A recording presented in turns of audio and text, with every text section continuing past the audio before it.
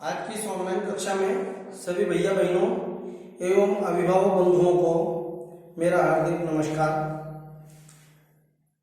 आज हम कक्षा 10वीं के विषय हिंदी में तुलसीदास, जिसका हम पूर्व में 4 पद पढ़ चुके हैं, लक्ष्मण परशुराम संवाद, उसके 5वें पद को हम आज पढ़ने जा रहे हैं, जिसमें है कि कौशिक सुनहु मंद यहु बालक, कुटिल काल बस निज कुल घाला, भानुवंश राकेश कलंकु, निपट निरंकुश अबुधुर असंग।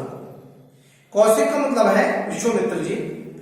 सुनिए विश्वामित्र जी, ये जो बालक है मेरे सामने खड़ा हुआ है, लक्ष्मण जी की यदि बात हो रही है, यह मंदबुद्धि बालक है, ये क्रूर है, कुटिल माने क्रूर है, काल के वशीभूत है, इसकी मृत्यु निकट है और यह अपने वंश को समाप्त करने वाला है। ऐसा है यह बालक जो मेरे सामने खड़ा है, मंदबुद्धि बालक। भानुवंश राकेश कलंकु, यह भानुवंश यानी सूर्यवंशी होते हुए भी चंद्रमा के समान कलंकित हो रहा है। निपट निरंकुश अबुध असंकु, ये निरा, निपट माने निरा, निरंकुश है, इसके ऊपर किसी का अंकुश नहीं है, ये नासमझ है, मूर्ख है, इसको आप समझेंगे। अन्यथा काल कवन हो यही क्षण माही, क्यों पुकार होरी मोहि नाही, तुम हट कहूं जो चहूं उपारा, उबारा कहीं प्रताप बल रोसु हमारा। काल कवन, आप इसको समझा लीजिए, अन्यथा पल भर में, क्षण भर में ये काल कवलित हो जाएगा, यानी कि मृत्यु को प्राप्त हो जाएगा। ये बार बार मैं कहूं पुकार, मैं चिल्ला चिल्ला करके बार बार कह रहा हूं कि इसको समझा लीजिए, नहीं तो ये काल कवलित हो जाएगा, मृत्यु को प्राप्त हो जाएगा। बाद में आप मुझे खोरे मानी दोष, किसी प्रकार का दोष मुझे मत देना। तुम हटका उठो चरणों पारा, यदि तुम इसको बचाना चाहते हो, तुम हटका उठो यानी बचाना, यदि आप इसको बचाना चाहते हो तो इसको बता दीजिए, कहीं प्रताप बल रोष हमारा, तो इसको हमारे यश के बारे में, हमारे ताकत के बारे में, हमारे क्रोध के बारे में इसको समझा दीजिए आप, यदि इसको बचाना है तो। लखन कहूं मुनि सुजसु तुम्हारा, तो वही अछत को परमाई पारा। इस बात को सुनकर के लक्ष्मण जी कहने लगे,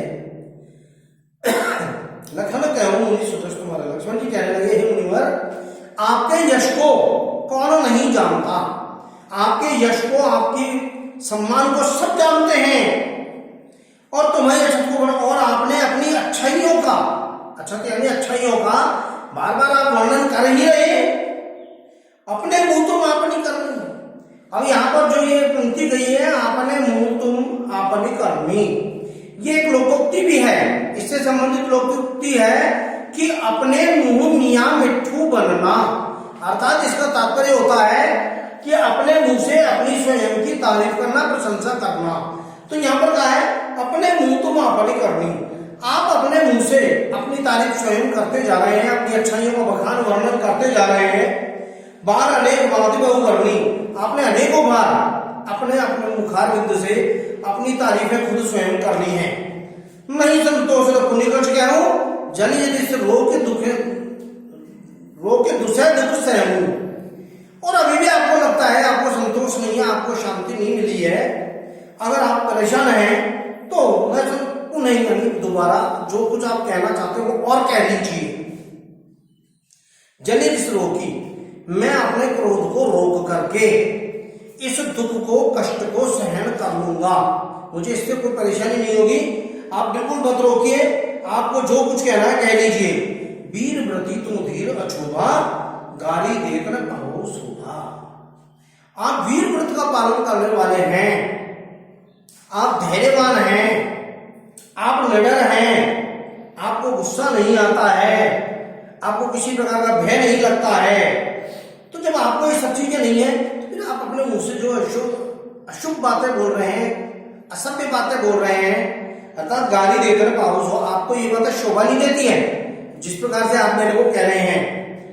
सूर समर करनी करही, कहीं न जना वही आप, और वद्यमान रिपु कायर कथे। सूर समर, शूरवीर व्यक्ति जो होता है, वो जब युद्ध के मैदान में जाता है तो वहां जाकर के वो युद्ध करता है, न कि अपनी तारीफ में जा करके दूसरों के सामने जलाता है, बताता है कि मैं ऐसा हूं। विद्यमान रणपाई रिपु, अगर मैदान में जाने के बाद में सामने शत्रु खड़ा हुआ है, शत्रु मौजूद है, तो अगर वहां जाकर के भी आप अपना अच्छाइयों का, अपनी ताकत का, अपने बल का, अपने क्रोध का अगर बखान करेंगे, उसके बारे में बताएंगे, तो आपके समान दूसरा कोई कायर व्यक्ति हो ही नहीं सकता। तुम तो काल हाथ जन उड़ावा, बार बार मोही लागी पठावा। आप तो ऐसा लग रहा है जैसे मेरे लिए मेरी मृत्यु को साथ लेकर आए हैं, अपने साथ हाँक कर ले आए हैं, इसलिए आप उसको मेरे लिए बार बार बुला रहे हैं कि वो मृत्यु आए और मेरा आलिंगन करे, मुझको वो मृत्यु प्राप्त हो। सुरत लखन के वचन कठोरा, परस सुधारे धर्यो नहीं होगा। लक्ष्मण जी के वचनों को सुनकर के, कठोर वचनों को सुनने के बाद परशुराम जी ने अपने फरसे को संभाला और उसको धारण किया। अपना जो भयंकर फरसा था उसको हाथ में लिया और क्या कहने लगे कि अब जनि देई दोष मोहि लोगु, कटुवादी बालक बदजु। अब आप मुझे कोई भी दोष मत देना, क्योंकि ये कड़वा बोलने वाला जो बालक है, अब इसको मैं नहीं छोड़ूंगा, अब इसका मैं वध करूंगा और वध किए जाने योग्य है ये, इसलिए इसको मैं नहीं छोड़ूंगा। बाल बिलो के बहुत में बांचा, अब यह मरण हार भास आचा। बालक समझ करके मैंने इसको बहुत छोड़ दिया, बाल बिलो के बहुत में बचा, बालक समझ करके मैंने इसको अब तक बहुत छोड़ दिया, इसको मैं किसी प्रकार की कोई परेशानी नहीं आने दे रहा था। अब ये मरण हार भास आचा, अब ये सच में अब ये मारा जाएगा, अब इसको बचाने वाला कोई नहीं रहेगा। मैंने कह दिया आपसे, कौशिक कहा क्षमिया प्रभु, बाल दोष गुण गनहि न साधु। विश्वामित्र जी कहने लगे कि क्षमिया प्रभु, कि हे मुनिवर, इस बालक के दोष को क्षमा कर दीजिए, इसकी गलती को क्षमा कर दीजिए, क्योंकि बच्चों के अगर कोई गुण और दोष होते हैं, अच्छाई और बुराई होती है, उनको सज्जन लोग कभी भी अपने साथ में जोड़ते नहीं है, उनकी गिनती नहीं करते हैं, क्योंकि ये तो बालक है और बालक को इस प्रकार का कष्ट नहीं देना चाहिए। खर कुठार में अकरुण को ही, आगे अपराधी गुरुद्रोही। खर कुठार, मेरे हाथ में जो आप देख रहे हो तलवार है, हर्षा है, धारदार है, मैं निर्दयी हूं, मेरे अंदर किसी प्रकार की कोई दया नहीं है, मैं बहुत क्रोधी स्वभाव का हूं, क्योंकि मेरे आगे जो खड़ा हुआ है, आगे अपराधी गुरुद्रोही, मेरे आगे जो खड़ा हुआ है वो मेरा अपराधी है, किसका?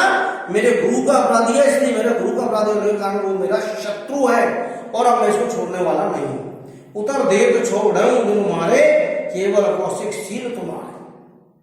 ये कौशिक जी, हे विश्वामित्र जी, आपके शील स्वभाव के साथ कारण, आपके शांत स्वभाव के कारण मैं इसे अब तक छोड़ता आ रहा हूं, अन्यथा मैं इसको बिना मारे नहीं छोड़ता, क्योंकि ये उत्तर पर उत्तर दिए जा रहा है, हर बात का जवाब दे रहा है और वो मुझे अब सहन नहीं हो रहा। मेरे और गुरु का जो द्रोही है, शत्रु है, अब आपके शील स्वभाव कारण अब तक बच रहा था, लेकिन अब ये नहीं बच पाएगा।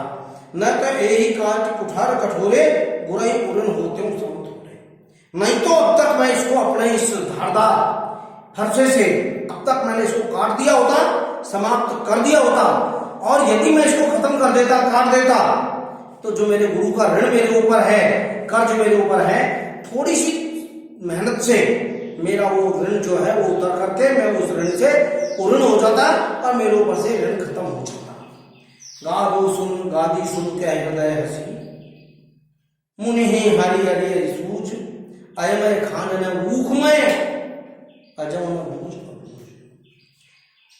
गादी सुनो, यानी विश्वामित्र जी कहते हैं, पहले विश्वामित्र जी ने सुना और मन में कहने लगे, अपने मन में हंसते हुए, गादू सुनी के है हृदय हंसी है।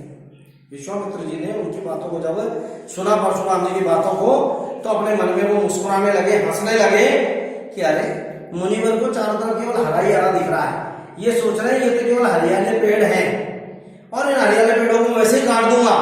मेरे गुरुवर को पता नहीं है कि अयमय खान न ऊखमय, कि ये जो गन्ने की खेती जिसको समझकर चल रहे हैं कि जिसको गन्ने के समान समझ रहे हैं, जिसको काट दूंगा, अरे वो गन्ने की खेती गन्ना के समान नहीं, वो लोहे की खांड के बराबर है, जिसके बारे में उनको अभी तक जानकारी नहीं है, जिसके बारे में उनको पता नहीं है कि अगर मान लीजिए इससे मैं टकराऊंगा तो हमारा हमारी क्या स्थिति बनेगी।